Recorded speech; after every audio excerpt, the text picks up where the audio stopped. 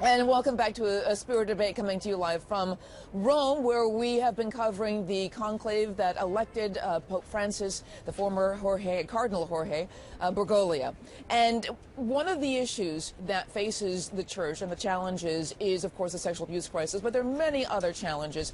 And I wanted to bring in Ashley Noronha. She's a Rome correspondent for Relevant Radio Network.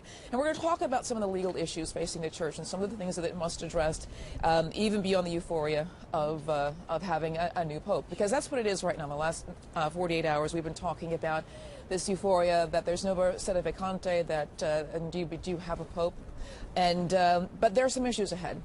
What do you see as the first thing that the new pope needs to challenge?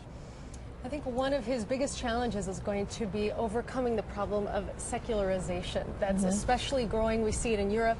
We also see it in the United States and the West.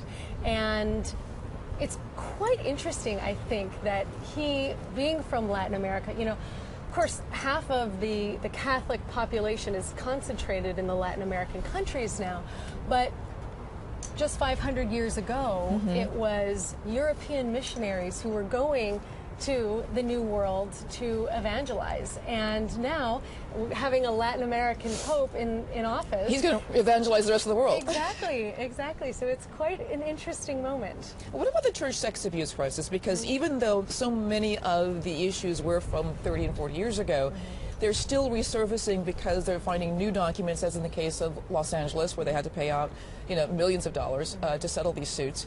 And who knows what's going to happen in the future if somebody else will come out about something that happened a few years ago. So what is he going to have to do? Well, I think he's going to have to continue to listen to stories, to listen to the victims, follow in the footsteps of Pope Benedict XVI, meeting with victims, that sort of thing. Also, the hope is that with the things that Pope Benedict XVI put in place through like the zero tolerance policy, things like that, we've already seen the problem shrink to almost none. So the hope is that anything that comes up will be from the past, and going forward they can eradicate it from the filth, as Pope Benedict XVI called it, from the church. You know, one of the legal issues too facing is, and it's part of the secularization, is the issue of same-sex marriage. And you know, several states have passed laws giving homosexuals the right to marry. And what is this going to mean for the church as it continually sort of has to face the issue of whether or not, you know, the pressure really is going to come to them to, you know, bless same-sex marriages or even perform same-sex marriage ceremonies in the church? How is the church going to have to sort of face that? Well, this is one of those, we could call it a settled issue in the church, in the sense that the teaching is not going to change. But you're right, the pressure is going to build. I mean, it's still and going it's to building even among Catholics. I mean, if you look at the numbers about Catholics, how do you feel about same-sex marriage? I mean, the numbers are very, very similar to the rest of the culture. Dialogue is going to be very, very important in this case, and I think that Pope Francis is proving himself from his record as Cardinal Bergoglio as someone who is very open to dialogue. We've seen that in interreligious dialogue that he's partaken in. Also, remember, this is the same man who washed and kissed the feet of AIDS patients. And so I think he's going to be really open to those conversations. Let me read you a couple of chats that are coming in. This is from Cutie Lemon. Ooh. It makes him more relatable to the common public.